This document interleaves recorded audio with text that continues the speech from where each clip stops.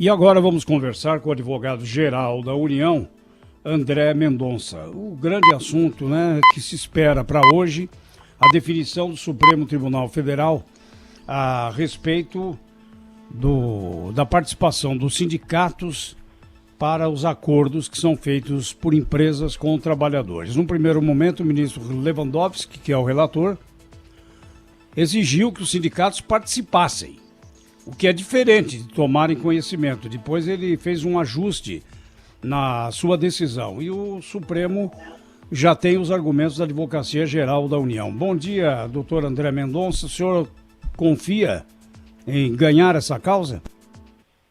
Bom dia a todos os jornalistas aí presentes, aos ouvintes, em especial da Rádio Bandeirantes.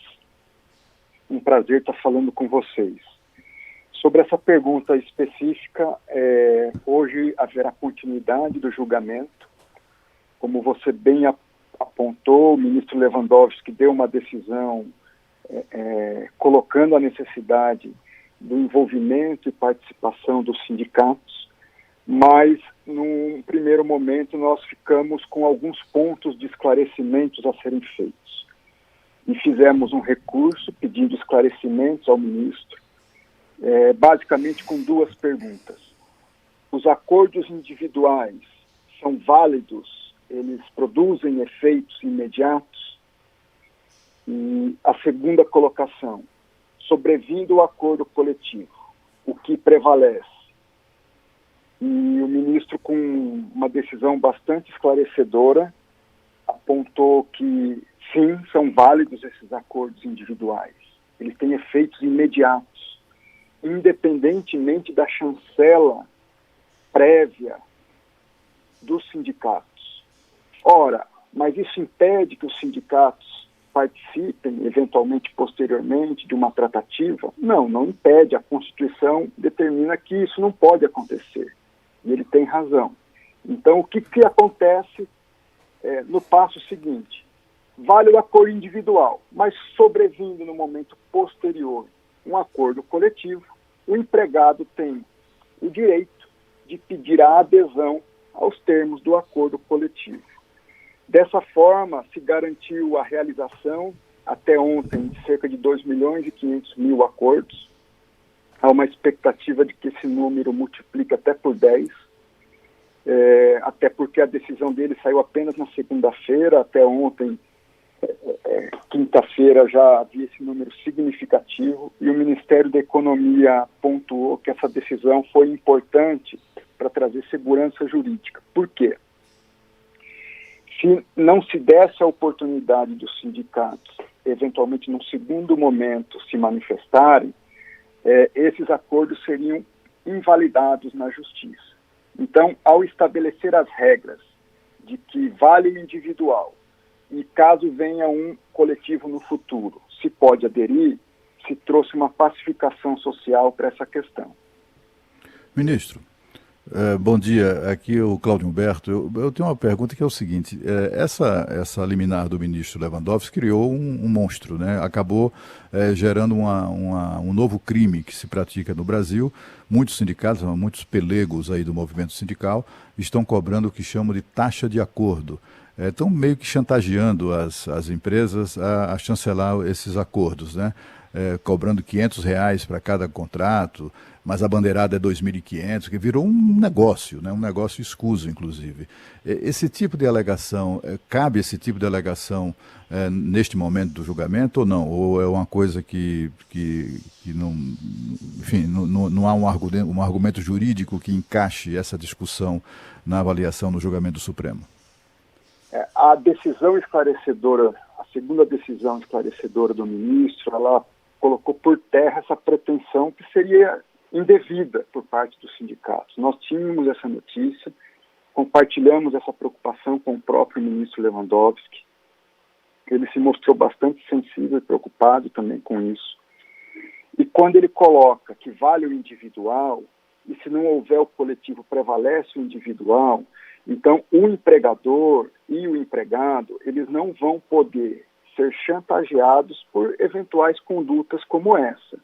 Logicamente que os sindicatos têm um papel e eu digo isso principalmente nas grandes empresas, setor metalúrgico, por exemplo, setor industrial, setor de serviços específicos, de trazer uma segurança maior para o trabalhador, mas eles não vai poder impor ao trabalhador condicionantes e também não vai poder agir de uma forma a impor o empresário ter que fazer o coletivo para poder manter-se vivo num momento de crise como essa. Ontem ficou muito claro durante a sessão que nós não estamos tratando aqui de proteger um lado mais vulnerável. Nós temos dois lados vulneráveis. Hoje o trabalhador é um lado vulnerável, mas o empresário também é tão vulnerável quanto o trabalhador. E a perspectiva diante dessa realidade se não se aceitar essa formatação, o que vai acontecer? Não é o trabalhador perder o emprego hoje, é perder o emprego para os próximos 24 meses, talvez, porque empresas vão fechar. Então, se nós não dermos condições de preservação da empresa, não haverá condições de preservação do emprego. E é essa a nossa expectativa de continuidade do julgamento de hoje.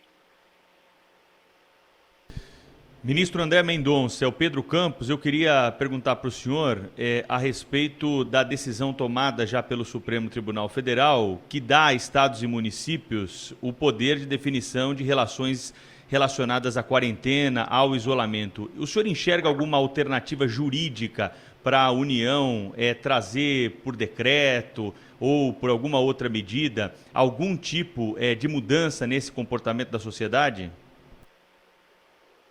Pedro Campos, pergunta relevantíssima. A crise, ela é mais do que uma crise de saúde, é uma crise de Estado. E eu defendi isso no Supremo. Por que de Estado? Porque ela envolve saúde, emprego, ela envolve infraestrutura, ela envolve as diferenças sociais e regionais. Eu não posso, por exemplo, tratar uma capital como São Paulo da mesma forma que uma cidade do interior, a Miracatu, por exemplo, que é a minha cidade no Vale do Ribeira. As realidades são distintas, né? Uma é rural, a outra extremamente urbana, uma tem muita concentração, outra pouca concentração de pessoas. E dentro dessa perspectiva, a decisão do Supremo ela é muito sinalizadora, ou seja, ela coloca a possibilidade dos governadores e dos prefeitos editarem atos que vão além dos atos do presidente da República. Então, ela, vamos dizer assim, transfere um grau de responsabilidade e de poder muito maior para os entes federados, estados e municípios. Eu vou me permitir comentar essa decisão até por dois motivos. Primeiro, porque é uma busca construtiva de ainda solução. Segundo, porque é uma formatação da jurisprudência do Supremo que ainda está em construção. Ela não é definitiva no amplo de todos os aspectos que envolvem a condução da crise. E eu vejo a decisão com um misto de esperança na sua essência, mas de muita preocupação no seu meio. Por que esperança na essência? Porque os votos dos ministros, e foram unânimes nesse sentido, é que se deve haver um federalismo cooperativo. Município cooperando com o Estado cooperando com o município e, reciprocamente, união com estados e municípios. É lógico que nós só vamos poder vencer essa crise com cooperação entre todos os entes. Mas por que preocupação? Porque, ao mesmo tempo que se exige cooperação, se exige coordenação. E quando o ente federado de menor envergadura ele tem um poder maior de decisão do que o ente central, você prejudica a coordenação nacional. E isso abre caminho para comportamentos competitivos isolados. Então, nós tivemos, por exemplo, o governador fechando o estado. Nós tivemos prefeitos fechando aeroporto na cidade, governador fechando aeroporto. Nós tivemos fechamento de rodovias interestaduais, intermunicipais. Ou seja, uma série de comportamentos isolados que prejudicaram a coordenação nacional. Então, nós precisamos, talvez, modular melhor essa decisão do Supremo, na minha modesta opinião, para se preservar a coordenação nacional. Até porque, se você privilegia a decisão local sobre as orientações técnicas nacionais, você corre o risco de ter uma decisão no local que, ao final, você não vai ter facilidade de controlar esses equívocos. Eu vou fazer uma pergunta a você, José Paulo. Vocês têm debatido constantemente a questão do coronavírus. Qual a orientação do Ministério da Saúde para bares e restaurantes? É fechar ou manter aberto? Manter aberto sem atendimento presencial, né? Então, vamos lá. Pegando a orientação hoje do Ministério da Saúde, diminuição da capacidade instalada de bares, restaurantes e afins. Ele não fala para fechar. Eu vou fazer outra pergunta. Qual a orientação do Ministério da Saúde para as praias? É fechar as praias? Não é, mas houve movimentos até de populares para impedir o acesso de turistas. Aqui em São Paulo aconteceu isso, né, ministro? Pois é. Qual o grande ponto da questão? A orientação, as recomendações, elas são no sentido de distanciamento social.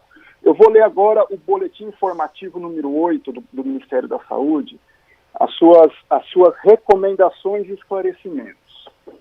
Ele diz: propõe-se envolvimento de toda a sociedade em medidas de higiene para a redução da transmissibilidade. Segundo, suspensão de aulas. Terceiro, distanciamento das pessoas acima de 60 anos. Distanciamento social para as pessoas acima de 60 anos. 4. Distanciamento social para as pessoas abaixo de 60 anos com doenças crônicas. 5. Distanciamento social no ambiente de trabalho. Exemplos, reuniões virtuais, trabalho remoto, etc. 6. Isolamento domiciliar dos sintomáticos e contatos domiciliares. 7. Proibição de eventos de aglomeração. E 8. Diminuição da capacidade instalada dos bares e restaurantes. Ou seja, as orientações, aquilo que está escrito, são de extremo bom senso. Mas o que tem acontecido? Tem sido adotadas decisões pelas autoridades locais, muitas vezes sem os critérios técnicos. Eu fiz a seguinte pergunta oficial ao Ministério da Saúde. Ministério, as decisões até agora adotadas pelos estados e municípios, como diz a lei, foram comunicadas ao Ministério da Saúde? E em documento oficial que eu recebi do Ministério, eles disseram, eu vou ler aqui para os senhores. Em consulta aos sistemas de dados do Ministério da Saúde e a partir de questionamento veiculado no grupo virtual que reúne os ilustríssimos secretários e secretárias desta pasta, não se verificou a existência de nenhuma justificativa técnica enviada pelos municípios e estados sobre as medidas de quarentena, isolamento ou restrição de trânsito que tenham adotado. Ou seja, em nenhum momento os estados e os municípios apresentaram ao Ministério da Saúde as justificativas específicas para várias das medidas. Ora, estados e municípios estão errados, vamos dizer assim? Não, todos têm boa intenção. Mas nós precisamos partir de dados mais concretos. Mas eles, ministro, os estados tinham essa obrigação de fazer a comunicação ou de se justificar perante o Ministério? Não é prerrogativa dos estados tomar essas decisões? A lei diz o seguinte, a Lei 13.979, artigo 3º, parágrafo 7º. As medidas previstas neste artigo, que incluem isolamento e quarentena, poderão ser adotadas, 1, pelo Ministério da Saúde, 2. Pelos gestores locais, vírgula, desde que autorizados pelo Ministério da Saúde. É isso que diz a lei. Agora, então, não é o que é básico, essas são as recomendações. Há peculiaridades locais que demandam medidas específicas, sem dúvida que há. Tem a decisão do Supremo nesse sentido agora, né? Então, agora sim, eles têm total liberdade para tomar as decisões. Mas até a decisão do Supremo, ou seja, nós estamos a um mês da crise, nada disso havia sido feito. E as recomendações técnicas que estão no papel, e advogado é difícil, né? Porque ele vai no papel, eu preciso ter uma regra clara. E diz ainda esse boletim do Ministério, não há possibilidade de evitar a pandemia. Estou lendo. Há somente a possibilidade de diminuir o pico epidêmico em número de casos e distribuí-los ao longo do tempo, a fim de preparar o sistema de saúde. Diz mais o documento, a mesma política restritiva em locais de nível de risco diferente não trará benefício à população dos locais de menor risco. E ainda por cima, trará o desgaste inevitável de medidas restritivas antes do momento em que as mesmas sejam efetivas para conter a transmissibilidade. Então, qual é o grande ponto? Nós precisamos, hoje, ter medidas de bom senso. Se evita a aglomeração, a síntese das orientações do Ministério da Saúde hoje é evitar aglomerações, isolamento social, isolamento domiciliar dos sintomáticos, daqueles que já foram detectados com o vírus, e medidas de distanciamento social racionais. Isso é o que está no papel. Em nenhum momento, isso o ministro da Saúde, o ex-ministro Mandetta, sempre colocou, se determinou o lockdown, que é o fechamento total. Então nós precisamos, a grande questão é evitar aglomerações. Vou voltar à praia. Logicamente que não é para nós irmos à praia, sentarmos na praia, fazermos piquenique na praia. Agora, ao mesmo tempo, não há diferença entre a prática de um esporte, uma pessoa caminhando isolada na praia, de uma pessoa caminhando isolada na calçada. Então, nós precisamos, talvez a medida mais simples seja fechar a praia, pode ser, mas daí a você a tomar medidas de prisão, porque uma pessoa está sozinha caminhando na praia, você tem que ter cautela. Por quê? Porque ela em si não está descumprindo uma medida estabelecida. O único ato normativo, até hoje editado pelo Ministério da Saúde, que trata da questão de isolamento, o grande ato, é a Portaria 454, de 20 de março de 2020. O artigo 2º diz que deverá ser adotada como medida não farmacológica o isolamento domiciliar da pessoa com sintomas e das pessoas que residam com ela. O artigo 3º diz: a medida de isolamento somente poderá ser determinada por prescrição médica, considerando os sintomas respiratórios. E o artigo 4º, as pessoas com mais de 60 anos de idade devem observar o distanciamento social, restringindo seus deslocamentos às atividades estritamente necessárias. Esse é o grande ato normativo. E existem, como eu disse para os senhores, essas recomendações mais gerais que estão no boletim número 8 de abril, agora, de dia 9 de abril, do Ministério da Saúde. Então, o que a gente pede, embora o poder, como bem dito hoje, pela decisão do Supremo, esteja com estados e municípios, de até se editarem medidas mais restritivas do que essas do Ministério da Saúde, ou essas propostas pelo Ministério da Saúde, nós precisamos entender a necessidade de bom senso, de lermos os regulamentos antes, de tomarmos decisões que não necessariamente são as necessárias naquele momento. Por isso, conscientização, informação adequada para a população e a participação, a medida mais importante é o envolvimento da sociedade. com o problema, mas dentro de critérios técnicos e racionais. Mas, doutor André, depois da decisão do Supremo Tribunal Federal, por exemplo, hoje há uma expectativa, uma informação quase confirmada, já ainda não, mas o governador de São Paulo, João Dória, deve confirmar a ampliação por um tempo ainda indeterminado da quarentena em São Paulo. Não é um lockdown, mas é uma quarentena com distanciamento social, com impeditivo para abertura de comércio, escola, acesso à praia em determinados momentos e tudo mais. Juntando essa ação do governador de São Paulo e de outros governadores com aquilo que foi decidido pelo Supremo Tribunal Federal, me parece que não há mais muito o que a União fazer, né? Ou ainda há algum recurso? Não, essa é a grande realidade. Hoje, toda a autoridade está com os prefeitos e com os governadores para adotarem as medidas restritivas que eles entenderem por bem. Agora, assim como está com eles toda a autoridade, também está com eles toda a responsabilidade. Na medida em que você transfere poder, você transfere responsabilidade, ônus, né?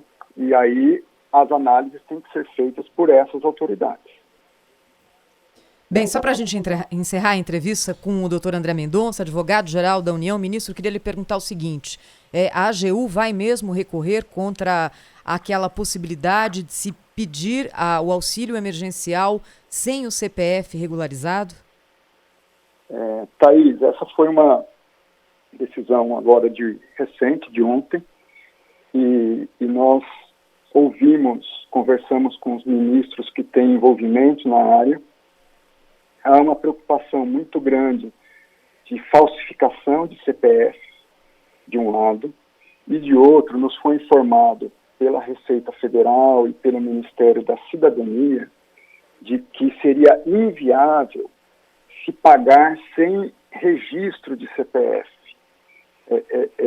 Daí a necessidade, segundo nos foi passado por essas áreas técnicas, do recurso, porque não se teria como efetivar esse pagamento até de forma procedimental.